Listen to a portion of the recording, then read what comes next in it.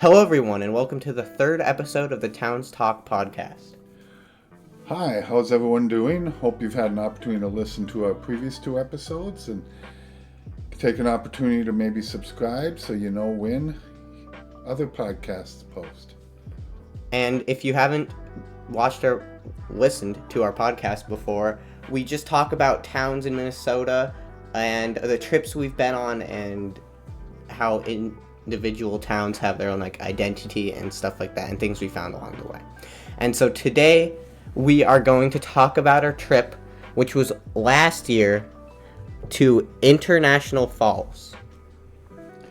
Yeah, and that was a very interesting trip, and we'll talk about a few things that we did along that way and the road to it, and it should be an interesting podcast, so we hope you enjoy that. So sit back and listen.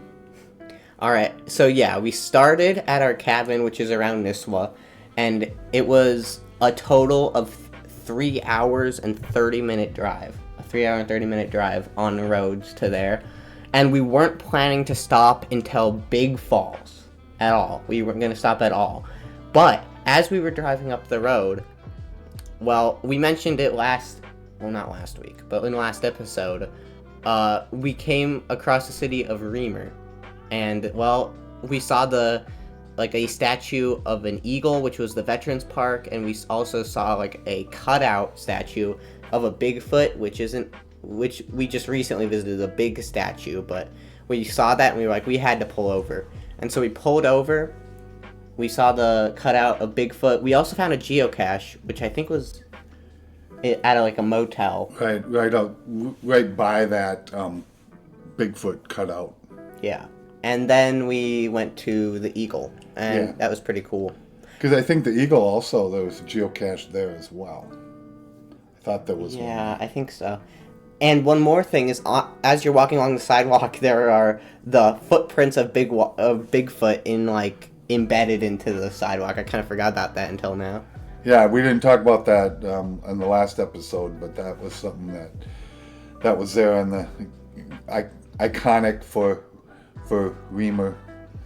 Yeah, I just find it interesting that we were not planning to stop at all there, but it was just such an interesting town that we just both thought we have to stop here. Right. And along this road, so the next place we went to, well, as you're going up Remer, then you turn to the left on US Highway 2, and you go through Deer River, which I took a picture of a water tower there. I wasn't doing city halls at this time, or the courthouses, but I did take a few pictures of water towers as we were going up. So we went through Deer River, which we didn't really explore at all. We didn't. We didn't. Because this was such a long drive that we didn't really have time to stop. And I wasn't doing City Hall, so we didn't have a reason to as well. And then we went up Minnesota 6. And Minnesota 6 was one of the longest and most boring roads ever. Yeah, it was crazy. There's really nothing at all along that road. And it just was extremely boring, and so obviously the one thing, it was interesting because as we were going along that road, there was only one other vehicle that was along that road with us, and it was a Spiked Mountain Dew truck that was hauling Spiked Mountain Dew. And so we would pass that truck, and then all of a sudden it would pass us. We passed it, and then we had to pull over because there was, like I said, there's nothing along that road, but we had to go to the bathroom. So we just stopped on the side of the road, and being guys, we can easily just go on the side of the road. So there was this truck pull off. But as we're going, that truck came by us, of course.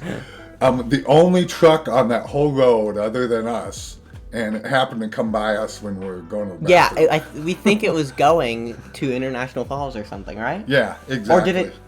Or did it turn left at Big Falls? I'm not sure. I don't remember. I know it followed us for quite a ways. Yeah.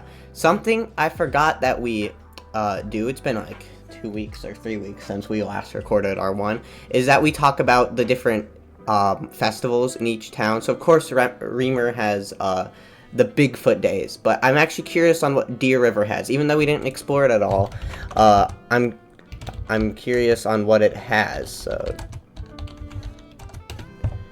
So it has the Deer River Wild Rice Festival, which sounds interesting. I assume they just celebrate wild rice harvesting along, I presume, the Deer River. And it's held, well, we missed it, July 12th, 13th, and 14th in 2024. And I assume it's just they don't really give, oh wait, schedule, here it is, schedule. So they have a flea market, a cornhole tournament. Ooh, gotta have a cornhole tournament. Yeah, a turtle feed, apparently. A powwow. Oh, a beer garden. You also have to have a beer garden. Yep, that's necessary. Live music. Yep. A tractor club breakfast. Oh, well, yep, that makes sense. A medallion hunt. You have to have those, too. And I'm surprised. Is there a 5K? Oh, the Wild Rice Run. Yep, there's a 5K, too, I think. Look at that. The Deer River Lions hamburger stand. Ooh. We could have had hamburgers there. Yeah, a bit of a drive from our place, but yeah. So there you have it. There's the small town festival for Deer River. So when we were going on this road, Brady, didn't we pass our favorite hotel or motel? No, that's over here. We'll talk about that next time. I thought we. Oh yeah, there it is, right there. We talk about that the next time. Okay. Yes. All right. Yeah. So this road, you pass this tiny unincorporated community of Talmoon, which has a like a gas station that we probably should have stopped at. You're right. But the thing is, we expected there to be like something for the next however many miles that is until Big Falls. It's such a long way until Big Falls, Talmoon to Big Falls. Like here, I'll actually just type it in here. Oh wait, no.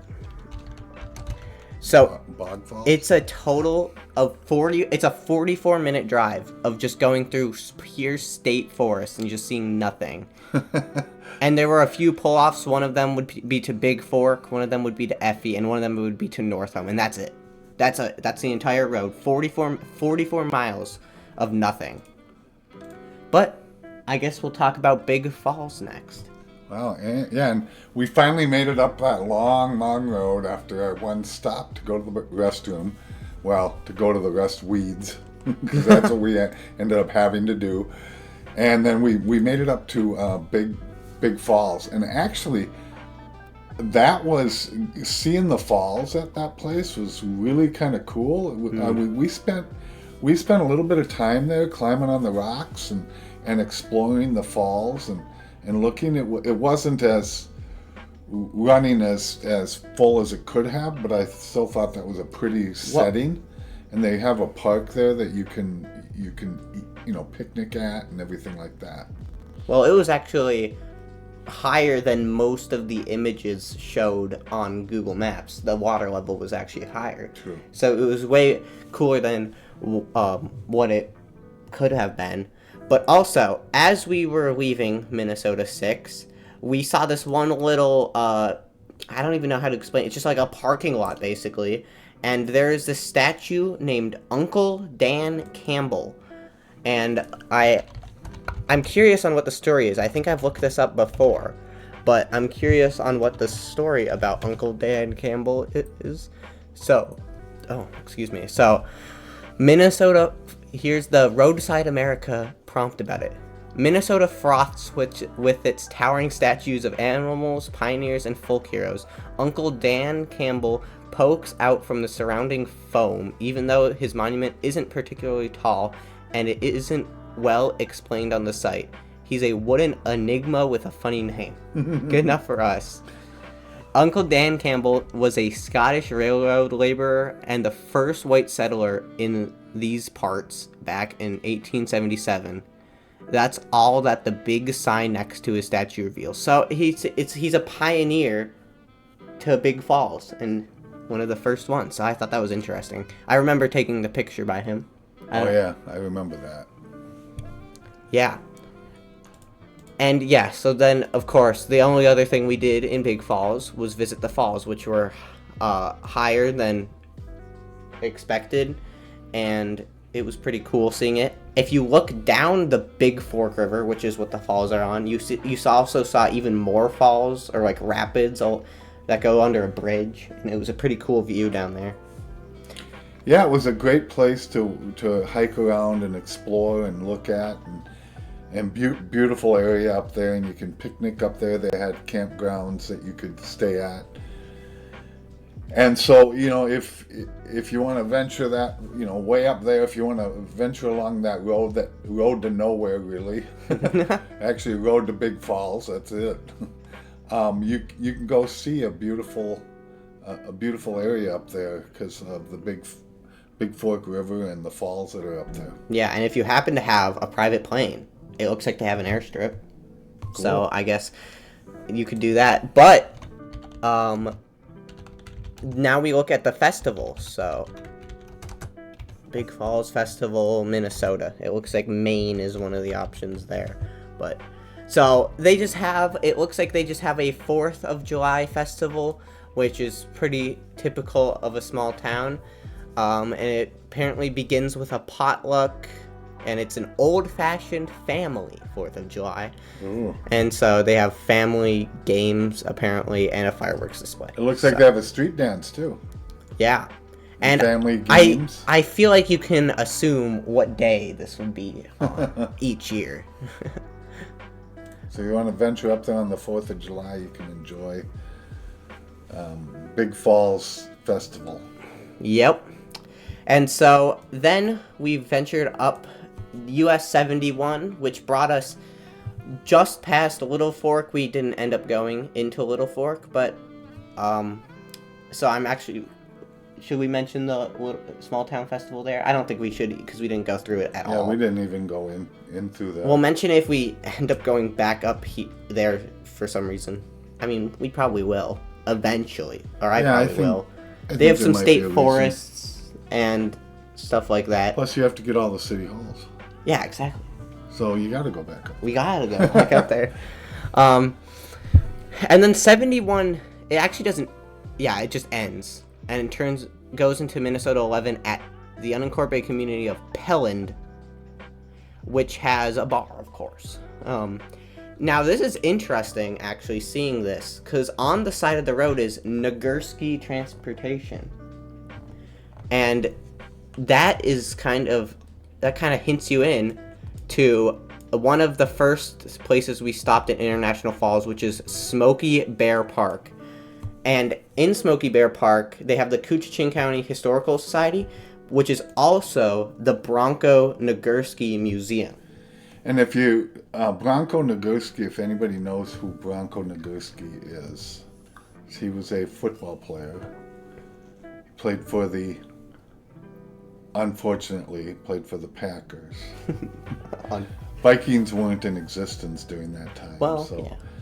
Yeah. But anyway, he's from that International Falls, so he's pretty famous up there with regard to that. And the one thing we didn't go into the museum. I think it was actually closed when we were up there. But we did take a statue. But we did take pictures of the statues that were there. And speaking of statue, on Google Maps, it's labeled as largest fiberglass Smoky Bear statue, which is pretty specific. I mean, you can claim everything is the world's largest if you get specific enough. Right. But I thought, isn't it just the world's largest statue of Smoky Bear? Did somebody break that? Probably. But there is this absolutely monstrous, this is, I don't know if it's bigger than the Paul Bunyan in Akeley, which we will talk about next week, I think. Yeah. But it's close. Right. It's huge. And there's Smoky Bear, of course, the guy who says only you can prevent forest fires. He's also kind of a symbol in Minnesota. He's kind of a symbol everywhere in the north of the U.S., I would say. Yeah, I would and think Canada. So. Yeah. And yeah, it's just interesting because I wonder, did he originate in International Falls? Yeah, I'm not sure where he originated. Where did Smokey the Bear originate? Uh, okay, New Mexico, so pretty far away and pretty Weird. opposite of International Falls. So I don't know why they have a Smokey Bear statue here. It's probably just because it's a forested area. They have a lot of state forest that surrounds it, and they have Voyagers. Like, there's Smokey Bear State Forest up there. There's Koochiching State Forest, Pine Island State. So there's a lot of state forests up there. and so obviously it makes sense. They, if you're going to be going into the forest, to make sure that you are taking care of your fires and things like that, so you don't burn the forest down. We want to preserve those as much as possible. Yeah.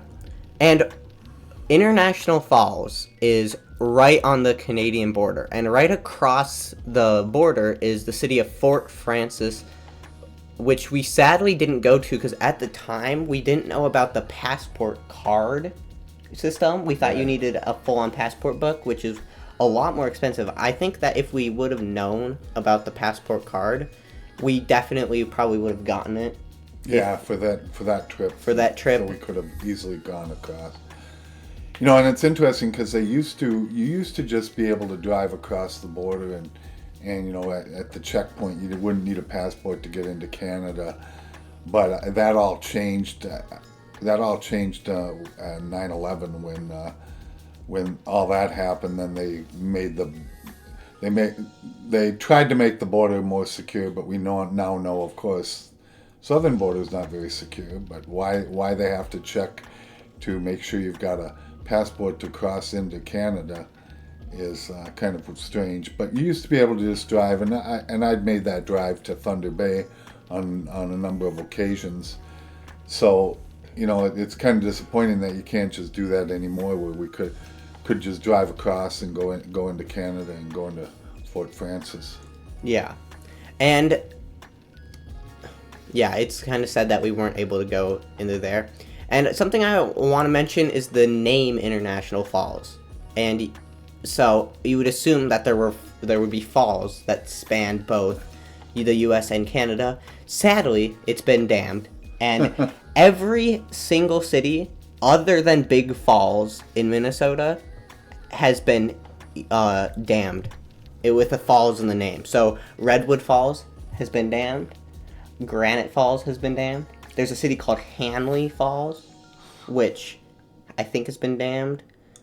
Cannon Falls, that's also been dammed. And same with International Falls.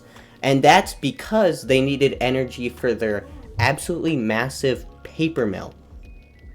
Yeah, and so when you go into International Falls, that is like the huge primary business, that paper mill. It is mammoth. It spans blocks and blocks and building after building, and so that is the reason why they dammed up the falls, is so they would be able to produce the energy they needed for the paper mill. But you can definitely see the smokestacks and all that kind of stuff, Mm-hmm. and then producing the paper up there in International Falls. Yeah, we parked on, I believe we parked in the parking lot, but as you're going along, we were on 2nd Street, there was this big wall, I think.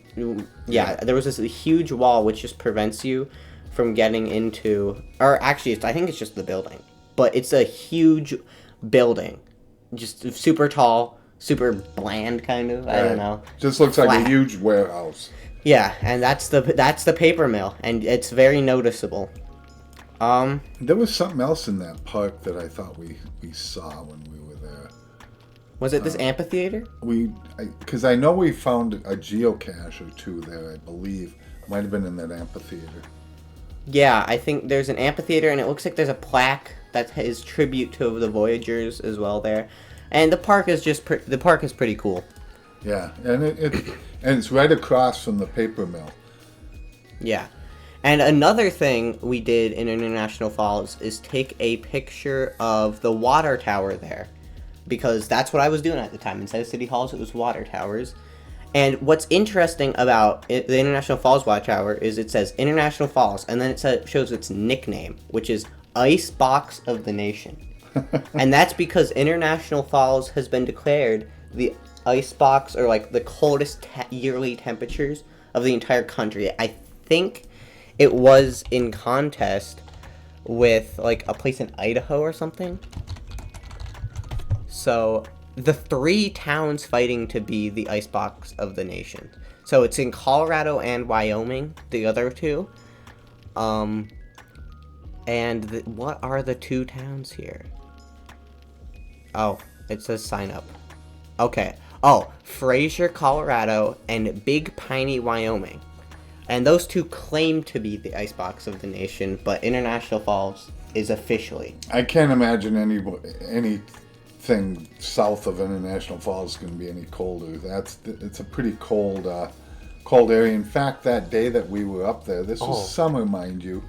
It was pretty chilly that day, even though it wasn't a bad day. Yeah. It was just cold. And it was like sprinkling the entire time we were up there. And you know, right next to it's the Rainy River and Rainy Lake. It was rainy. It was rainy up there. It was, yeah. And so it does fit its name.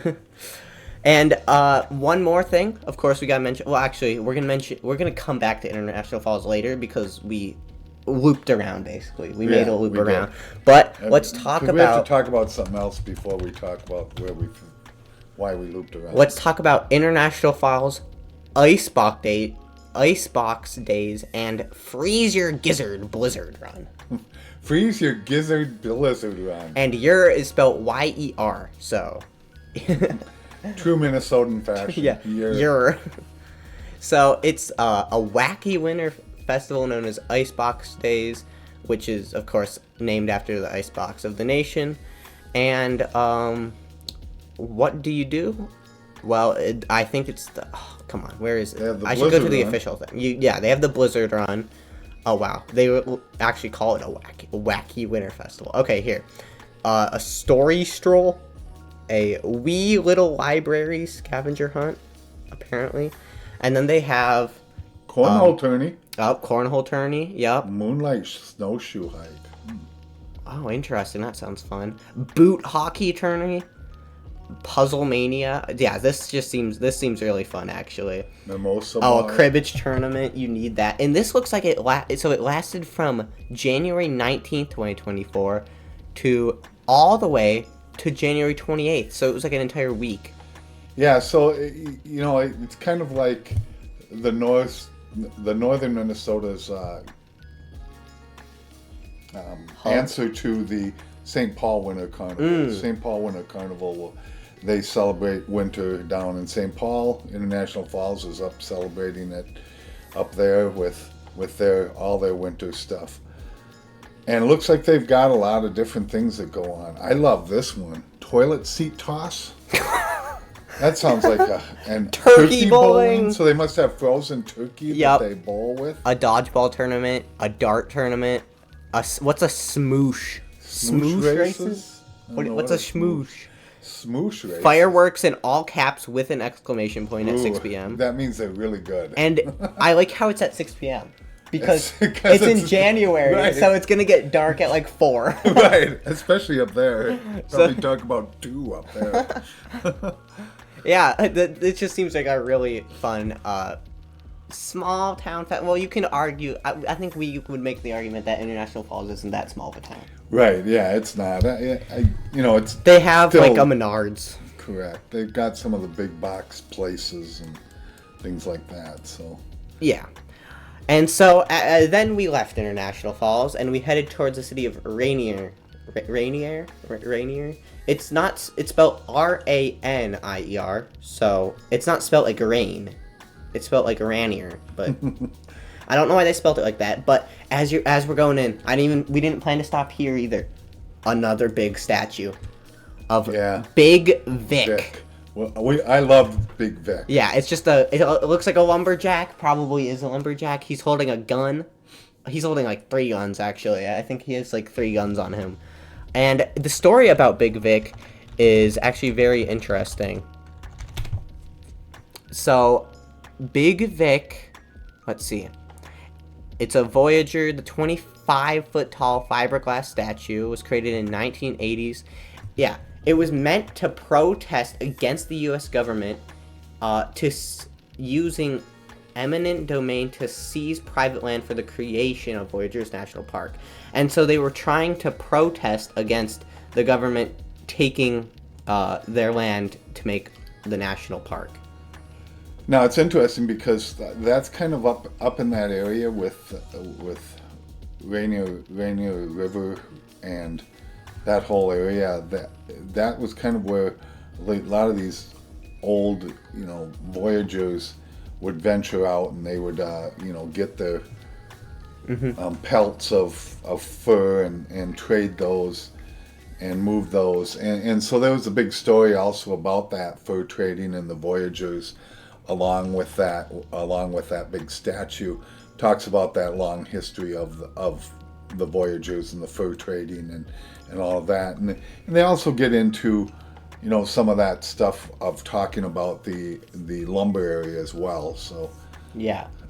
And something interesting here is we have the plaque pulled up here, and I forgot on how many times it moved. So he used to be on an island, which is pretty funny. Imagine seeing that guy just on an island.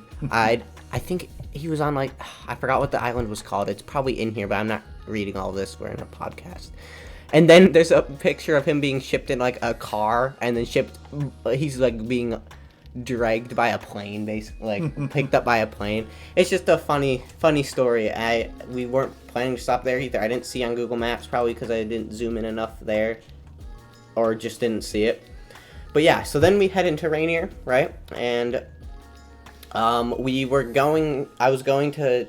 wanted to see Rainy Lake. Right, and they have a little pier that you can walk out on. Yeah. And see Rainier Lake, and it's pretty.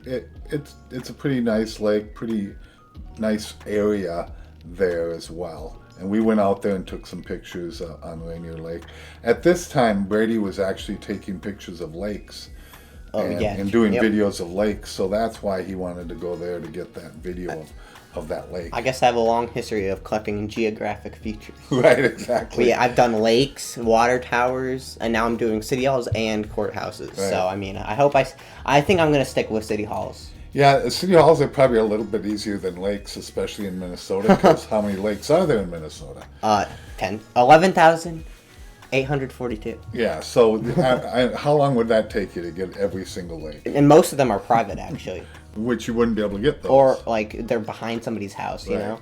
And city halls, there's only, 842 of those, I think, in Minnesota. So that's a little more doable. So that's way more doable. And I already have, 70? Yeah, something like that. So I already have a large dent in it. Although that's around the suburbs, and once we spread out, they're all going to get spaced out farther and farther.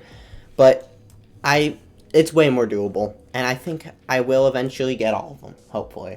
Not all the town halls. There's a lot more towns in Minnesota, but cities, yeah. And so, yeah, in Rainier, we went to this pier. It's just at the end of a road. It's just the road goes straight up and just ends. Right, yeah, it just ends there. Yeah, and there at the end of this pier is a cool little light thing. Oh, it's not there on Google Street View, but Weird. It is. There's a cool little buoy. I think that's what it was. That's what it was. It was a buoy, and it said Rainy Lake on it, and it was just a beautiful lake view. I think. Did it stop raining when we got there? I think it did. For a little bit. Briefly stopped raining when we got there, so that was really nice too. Now, another interesting thing about that, and it's pretty small town, but we were planning to eat lunch there. So the adventure of eating lunch there was interesting because we went to one place, and it looked like they were closed on the day that we were there, which was a Tuesday, I believe. Yeah, we were planning to go to... Where was it? It was right... Was it right there? Was it right... Yeah, it was right there. Does it not exist anymore? Maybe not. I think it was this building. It was that building. I can't read it. It's 2008 Google Street View, so it's a low quality. And so then we couldn't eat there, so we ran to this other place. It looked like it was open. We went in there... And there was nobody there. Well, there was somebody there, but then they said, we can't, we're not serving lunch right now. Yeah, it was, I believe we went into the Cantilever Hotel Right. And yeah, they said they're not serving food. I mean, this was a Tuesday, wasn't it? No. Yeah, it was Tuesday, Yeah, Tuesday. at noon. Around lunchtime. But it makes sense why stuff wasn't. So then we saw this bar that was there, and they had the sign outside that said pizza. Yeah. We said, hey, Looney's Pub. Looney's Pub. We can get some pizza at Looney's Pub. And we went in there, and there was a guy in there, and we said, hey, we'd like to get some pizza. And he said, well, I got frozen pizza. No, yeah. It's funny because this guy, I think he had like a long gray beard. He, like I think he was drinking. Smoking a cigarette. Smoking, probably drinking at the same time. He's definitely loony. That guy is loony. The owner of Looney's Pub. Not crazy. Maybe a little bit, Right. but He was probably loony. Yeah. The guy. Yeah. yeah. Yeah. He was on the deck, and we came up. Yeah, and we were like, he said he has frozen pizza, and this was at like we were already like 30 minutes after we would want to eat Right. because we were looking around so much, and of course we didn't get the frozen pizza, but I just find it so funny that it was on his sign. Right. The big selling point on the sign is pizza. We thought, oh, he's gonna have homemade pizza. It's the brick oven, and it's going to be the best tasting pizza we'll ever have. And nope, it's just frozen pizza. No, He yep. just probably slammed it into some oven and comes out. It's probably like Tombstone or something. Who knows what kind it was. But we were a bit disappointed in the fact that we couldn't eat there. So we ended up looping back around to International Falls. We'll talk about that place Yep. in a little bit. Actually, we're talking about it right now because that's when we left Rainier. Didn't we go to Voyageurs National Park? No, we Is ate that first after because we were ate? super yeah. hungry. Yeah, that's right. Yeah, so then we went back all the way back to International Falls. It's actually a surprisingly it's like 5 minutes between cities, maybe. Yeah, it wasn't bad. And there's this place in between. I believe it's an unincorporated community called Jameson. I didn't see a sign for that as one going in, but yeah. So we went down the road. There's this big train depot. I remember that. And then we went to the Chocolate Moose restaurant. And the Chocolate Moose, it was funny because we got there and there was a line, but it was a line going out. Right, yeah, exactly. So we got there at like 1:30, which is, I guess, right after everybody finished the lunch rush. And so everybody was leaving and paying at the same time. Yeah, exactly. Which is super, I find that super funny that we had to wait in line in the opposite way. And that explains why what we ordered had something missing, because we got there at the tail end of the lunch. Yeah, so we sat down, we ordered poutine. Yeah, we're that close to Canada, we had to get some poutine. We were in spitting distance of Canada. We had to get some poutine, but sadly, they were out of cheese curds. Right, so we only got the gravy and the fries. And one other thing? Yeah, there was cheese. And cheese. I think that's it. Well, yeah, there was because there were no cheese curds, but there was just cheese. So, which was disappointing, but it was still super good. Yeah, it was. It was still terrific food at the Chocolate Moose restaurant. But if you go there and you want the poutine, you better get there early. Apparently. Don't get there at 1:30 or later, because all the old people who've been eating lunch at 10 o'clock have already eaten all the poutine. Yeah, and I feel like in the media, poutine is portrayed as just like something gross. I feel like, right? Yeah, it does. People think it's like terrible, but it was great. It was really Maybe good. we were delusional because we were hungry, but it was really good. Right, and that could have been too, but the food at that restaurant was actually yeah, it was pretty good. Oh, I forgot to check. Is there a Rainier Small Town Festival? Yeah, they all get frozen pizza probably. Rainier Days. It has a 1-star rating. Uh-oh. Oh, no. For one vote. One person voted 1 star on Rainier Days. That's so sad. Ooh, historic village. Okay, it's in 5 days, August 8th through 10th, 2024. The Rainier Days Summer Festival. So it looks like there is Looney's Brew. The Coochin County Historical Society at Looney's Brew. Hey! I wonder if he's serving real pizza. History on tap. and doesn't say anything about his signature pizza or anything like that. There's a pancake breakfast, a kids bike decorating station, local artists, kids face painting, uh, an auto marine shop, a classic car show. You gotta have those. Oh, yeah. You gotta have a classic car show and a parade. And look at on Friday, cornhole tournament. Yo, yes. The natural cornhole tournament. And then there's a parade. It says with floats, dress up your bikes, golf carts, and wheelies. Ooh. Motorcycles are welcome. And yeah, so there you have it. There's the Rainier Days. Cool. I wonder why it has a you 1-star You review. still have time to make it up there. Yeah, if you want to plan a spontaneous trip, 5 days notice, Right. all the way up there, then you can make it. But yeah, there you have it. Okay.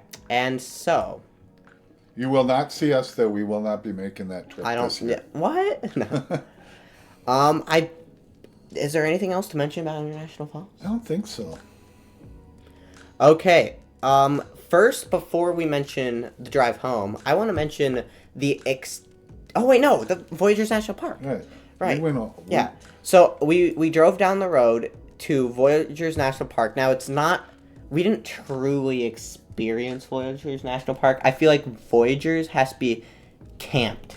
Right. Like you have to just go out into the wilderness, with a backpack campsite basically. I think so. And just go out there. Maybe you have a port. Maybe you portage a kayak or something with your friends, because there's a lot of.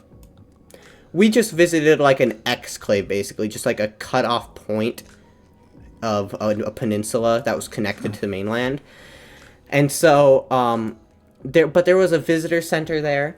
We bought a bumper sticker, right? We did buy a bumper sticker there that we're not allowed to put on the car yet. And inside was like a moose. We really wanted to see a moose. Right. Sadly, we didn't, but we did see something, and we'll get to that. There was a moose. There were all the animals you could find there, like wolves. There's a lot of wolf packs in Voyageurs, which is really cool, and stuff like that.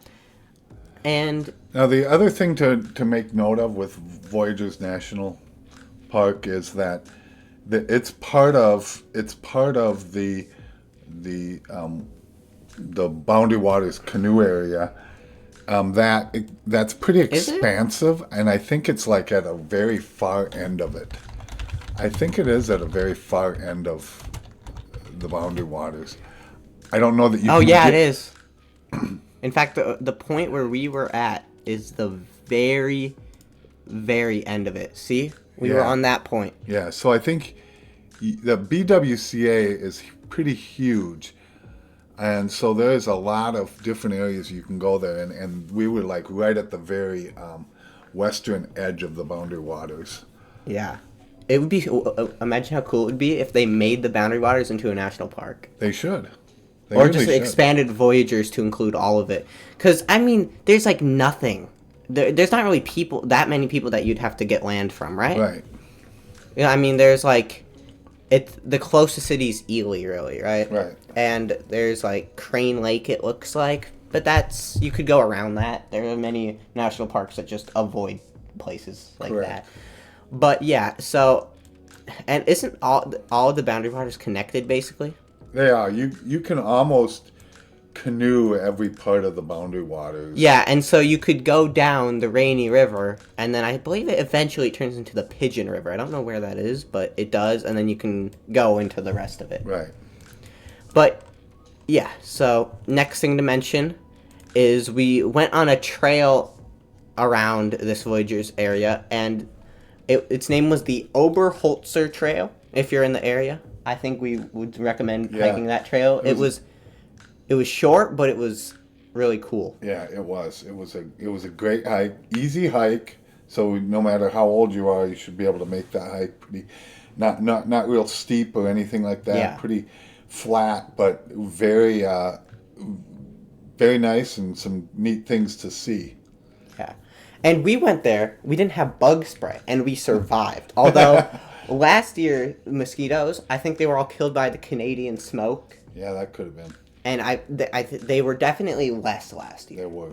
So we did survive without bug spray barely. I remember like we passed these people and we were about to ask them for bug spray, but I think we did ask them for bug spray. I think we did. And they said they didn't have any. Right. But we did survive. So.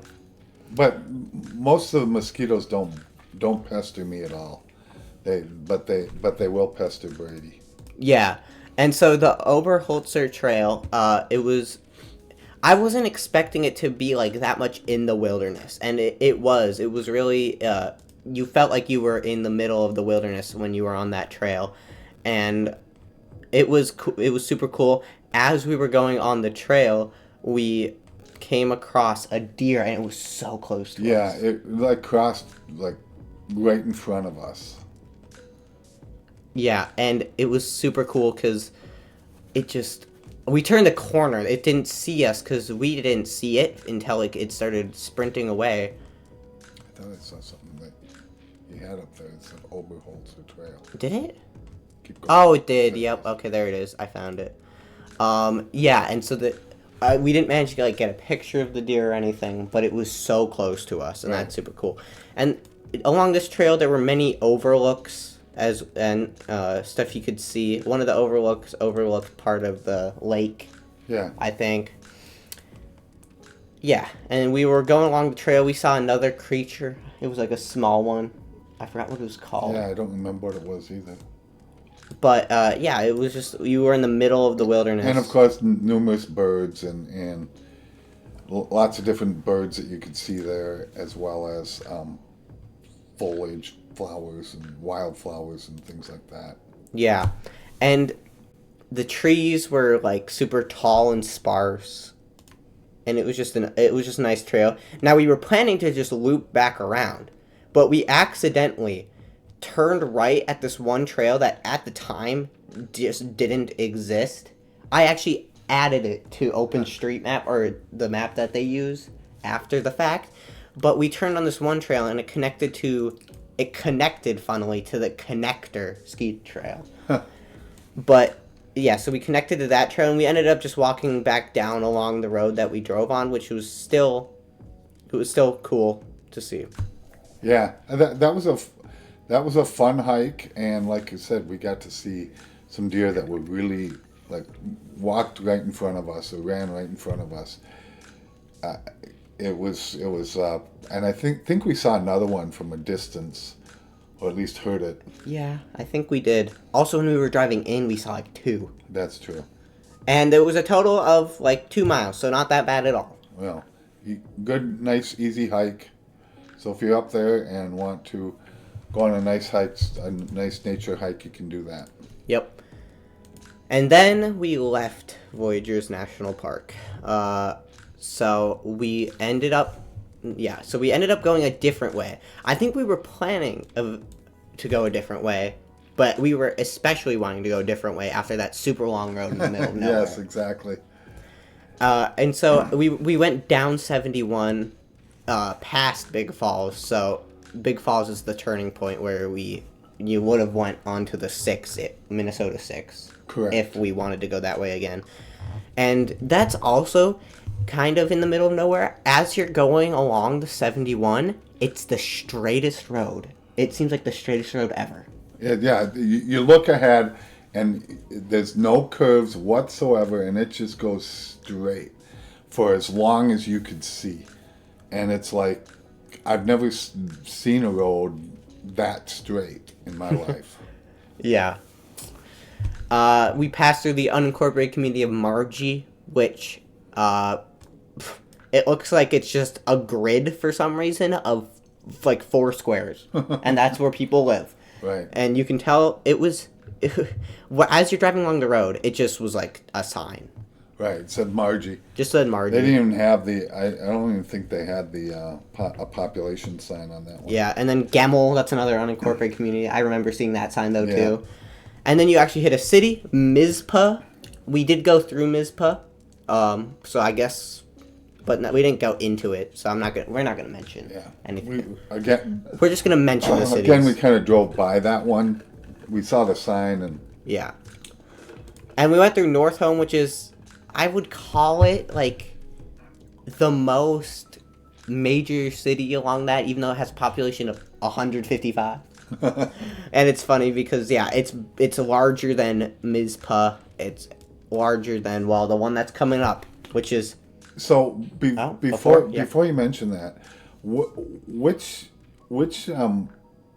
where were we when we saw that one train that had that special name? Was that on this trip? Yes, okay. I forgot to mention that. So that was on this trip, and it was way at the start after Reamer. So it was on our way up, wasn't it? Yeah, so it was along the 6, but it wasn't along the long part of 6. It was before Deer River, and it was right by Grand Rapids. Here are the railroad tracks. Okay, so let me go back to, because there was a special name on that had some historical significance, didn't it? Yeah, so let me go back to when I took a picture of it here. So it was the Federal Railroad Administration Office of Safety, and it was this 3-train-car train. Right. It had a caboose and 2 train cars, and it was, I guess, transporting some business officials or something. Yeah, it must have been some railroad business officials that we saw, and we thought, we have. So it intrigued us as to what that was, and where we were wondering where were they going, and all of that gets you kind of thinking about what was that. And I'd never seen that train. It actually has the American flag on the side of the train and everything like that. Yeah, it was also super funny because the bars went down for the train, and we were like, what are the chances we hit it now? There's no cars anywhere. What are the chances we hit a train? And then it's just these 3 cars, and we're like, right. It was cool. Just three easy cars, and it wasn't going slow. It was going decent speed. Yeah. That's the poutine. We also got a burger. I forgot about that. Oh yeah, the poutine was on the side. I'm just looking at the images now. But yeah, so then we hit the Sorry for the sidetrack. I was trying to remember. All of a sudden it came to me about the train. That's good. Okay, but then we hit the Deer. Yes. Right outside of the smallest city in Minnesota. Funkley. Which has a population of 18. And it's and one less deer. And one less deer. And it's so sad because if you click on Funkley on Google Maps, they have the Funkley Bar. And the Funkley Bar closed down. Well, they couldn't survive with 18 people. So now the only thing left in the physical boundaries of Funkley is the Funkley Greenhouse. How much business do they get? How are they still running? That's what I'm wondering. Who knows? They have 6 5-star reviews. I'm confused how they're still running. People from maybe people from Black Duck and other Mizpah areas, and North Home, all go to that greenhouse. So. Yeah, maybe that's the nearest greenhouse to a lot of places. But yeah, so we hit the Deer along the, of course, 2-lane, 2-way highway, 60 miles per hour. Yeah, and it's strange because that was that road. That's that really straight road, and there really wasn't trees along the side. You'd think you'd see deer when there's trees, and all of a sudden, a deer just flew out of the thick grass that was on the side of the road and hit our car. Yeah. We didn't actually hit the deer. The deer hit us. It was running across the road. There must have been a blind deer because they didn't see us. I don't know. No, deer are like purposely stupid, I think. They are. Yeah, so we hit the deer, and it went flying behind us. Or actually, no, we just went forward. We moved forward. We kept driving a little. At the time, I was looking at the map, and then I heard a thud. Like, we heard the thud. You, of course, pulled over. And then you tried to open your door. Yeah, and I could not get out the driver's door. That was damaged so much that you couldn't get out of it. You know, and the real fortunate thing is that our airbags did not go off. Yeah. In there, because had the airbags gone off, we wouldn't have been able to drive the vehicle. The vehicle was drivable. No engine part got hurt because he hit more of the door than the engine part, but the hood did get buckled a little bit, and so I had to climb across into my seat. into the passenger seat Yeah. and out the passenger door, because that was the only way you could get in and out of to get to the driver's seat. Yeah, and there was a guy who pulled over and asked like if we like needed help or whatever, and that was nice. We said we were good. Yeah, we said it seemed like the car was drivable. Didn't seem like the car was hurt at all. No tire got punctured or anything. Yeah. So, and that was a real fortunate thing, and neither one of us got hurt. We did not go back to see the deer. I think there was a semi that had passed us that went and did their little horn to say they saw the deer laying in the side of the road, but we didn't go back to do anything. We didn't turn it into stew. No, exactly. But yeah, the entire, I believe, left or driver's side headlight was gone. So if we were trying to take a left, it would just, instead of like going tick, tick, tick, it would go tick, tick, tick, tick, tick, tick, tick, tick, tick. The fast flash. Yeah, because it was destroyed. And I'm so glad it was able to still drive. And so after that, just time slowed down. It felt like the drive took forever because we didn't stop in Funkley. We were past Funkley by the time we hit it, just by a little bit. And so then we stopped in Black Duck. We stopped at some gas station there, was it? Yeah, there was some Shell gas station, I think, in Black Duck that we stopped at. Somewhere. I went to the bathroom and we called Mom. Yeah, and told her what happened and said that the car was drivable and then we'd be home, but we took it slow. We were a little speed shy, didn't want to go too fast and have another deer jump out at us. Yeah, and we saw like 4 deer on the way in our car, and then we saw another deer out of the car. Right. So it was pretty crazy. We're not going to mention Black Duck. We'll mention that next week for our trip. Yeah, because we spent more time that trip in Black Duck. Yeah. And there were a few things that happened in Black Duck when we were there. Yeah. And so then we went down, I believe, it's called Scenic Highway. I think it also has a number, but I can't find it. But we took this other forest road past Pamoosh Resort, which is... Yeah, which we'll also talk about that on our next podcast. Yeah, and then we went down. We went through Cass Lake. We'll talk about that. And then went down 371. We did stop at a gas station somewhere. I think it was in Walker. Yeah, I think so. Yeah, we did stop in Walker, yep. And then we finished our trip. Yeah, in Walker we stopped to get, I think we grabbed something to drink and go to the bathroom. Again, had to use the restroom again. I don't think I did. I don't think you did, but I had to. Yeah, and that was the trip. Yeah, so it was, once we hit that deer, it wasn't like we wanted to stop anywhere else except maybe to go to the bathroom. So that's why we really didn't have anything else to say about some of these places. But some of them we'll talk about next week. And that's another reason that we didn't want to stop anywhere, because we were already there. Right. We'd already seen Black Duck and Cass Lake and a bunch of those. So we'll talk about those on our next podcast. Yeah, and I want to close this with, what do you think of International Falls? I liked International Falls. I'd love to go back up there again. I'd love to go back up there and actually go through the museum that was up there. And go into Canada. And go into Canada and see Fort Frances. Mm-hmm. Because there was actually one more thing to mention. I planned an extra little bit, which was actually how did I think we could make it to there, which would be another hour drive into Baudette and going up to Lake of the Woods, which is the largest lake in Minnesota if you count borders. Right. If you count like it not being completely sustained within Minnesota, it's the largest lake.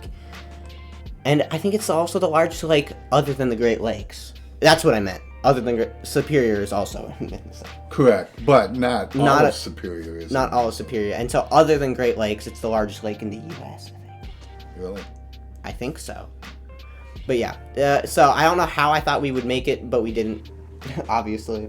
Right. And we're planning to go there next year, and hopefully go into Canada. Correct. Then we can make it into Canada and see a bit of the Canada, eh? But that has been this episode of the Town Talk Podcast. I hope you guys enjoyed listening. Yeah, give us a thumbs up or things like that if you listen, and give us some comments. Let us know also maybe places you'd like us to visit. Maybe if you're not, maybe you're from a town in Minnesota, you want us to come and visit and give a shout out to your town. Let us know.